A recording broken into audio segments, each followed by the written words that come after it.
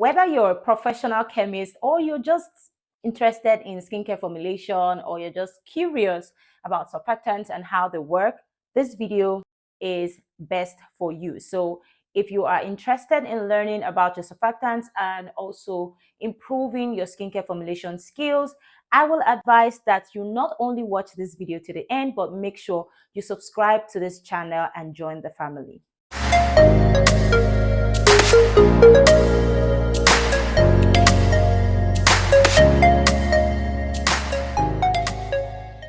In today's video, we are going to be talking about surfactants.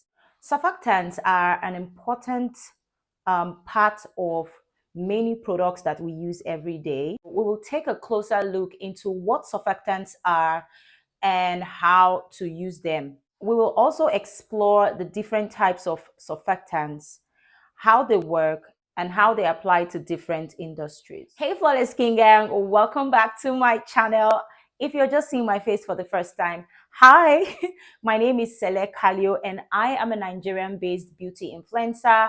I create beauty videos on skincare, DIYs, skincare product reviews. I teach you how you can start making your own professional skincare products at home and how you can improve your own skincare production or formulation skills. So if you are interested in any of these things that I have mentioned here, I will recommend that you join the family because we have informative and educational videos on skincare production, skincare DIYs, and everything that you need to know about starting your own skincare business. Okay, now if you're a returning subscriber, hey best friend, welcome back to the channel. It's been a while, yeah, I know, right?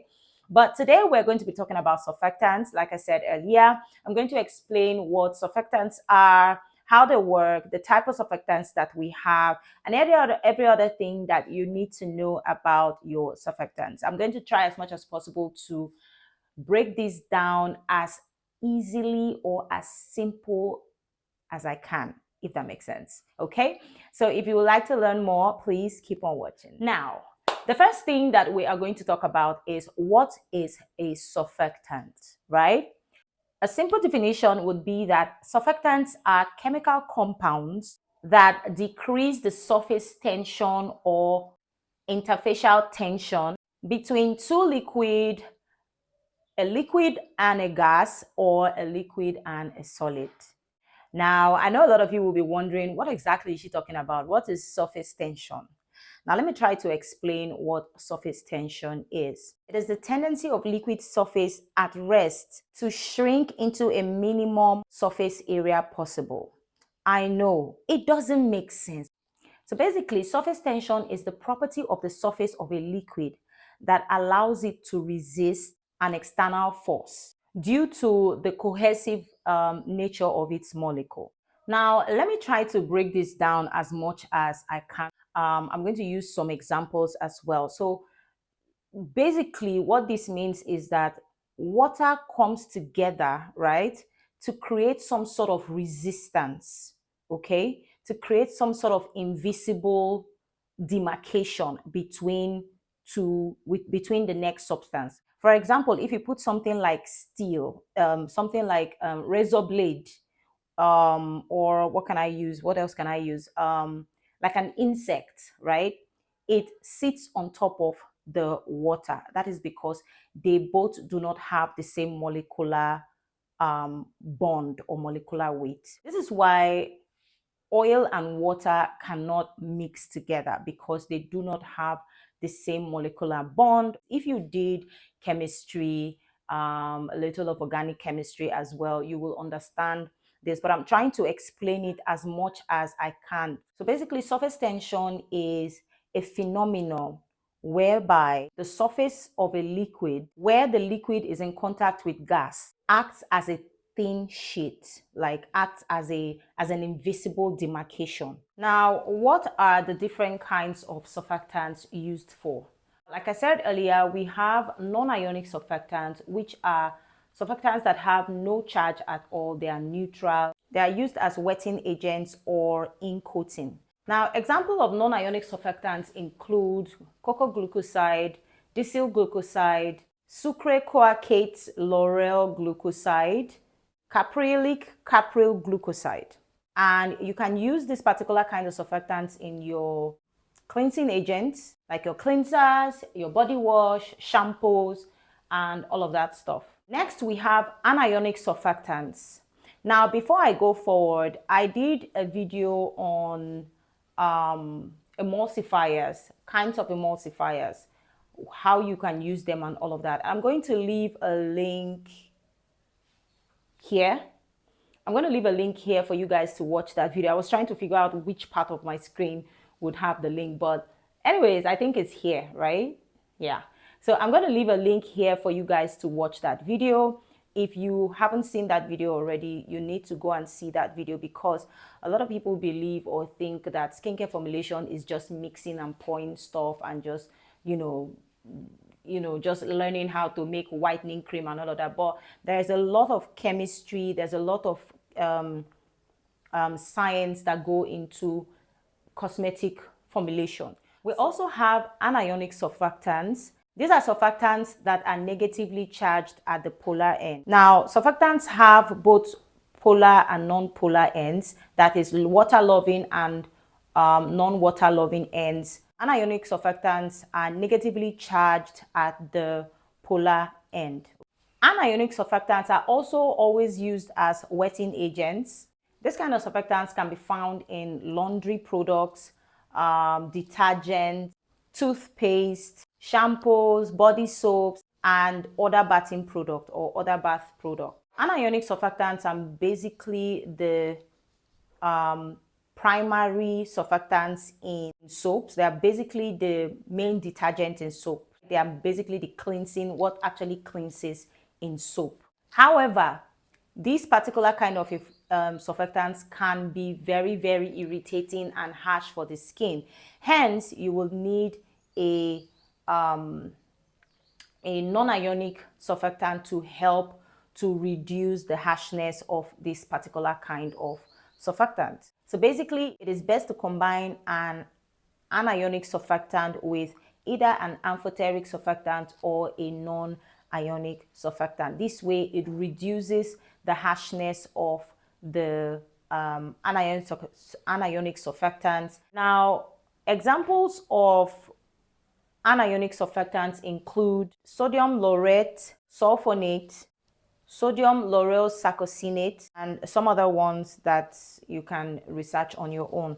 We also have cationic surfactants. Cationic surfactants are positively charged at the polar end. Basically, this kind of surfactant has the ability to penetrate the membranes or the cell membranes of viruses and bacteria due to their positive charge. Because of this, cationic surfactants are mainly or usually used in antibacterial products, antifungal products, and antimicrobial products. This particular kind of surfactants, that's the cationic kind of surfactants, are mainly used in formulations like hair products, skincare products, and also oral products. So basically, most of all the surfactants can be used in skincare, personal care, and hair care products. They are mainly used in rinse off and leave on hair care products because they improve the wet and dry compatibility and also repair damaged hair. The examples of cationic surfactants include benzimonium chloride, stearal chromium chloride, I hope I'm pronouncing it properly. Although cationic surfactants do not make a very good cleansing product, they help to create conditioning effect. Just like the cationic emulsifiers, they help to create conditioning effect, which is where the ability to repair damaged hair comes in. Now let's talk about amphoteric surfactants. This particular surfactant has both the ability of non-ionic and anionic surfactants together. The particular charge of this particular kind of surfactants is determined by the final pH of your product. So it can be positively charged, it can have negative charge depending on the final pH of your product. Examples of amphoteric surfactants include cocamidopropylbutane. I hope I'm pronouncing it. We usually just call it cocobutane. Also have cocoamphopropionate. I hope I am pronouncing this correctly. And sodium lauraminopropionic.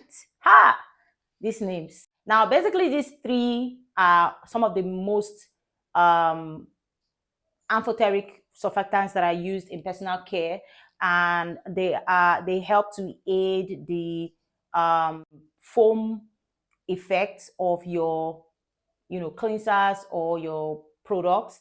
Finally, non-ionic surfactants are mainly used to reduce the aggressiveness of other kinds of surfactants, mainly because they do not possess any charged group in their heads. So yeah, this is just a little background of what surfactants are.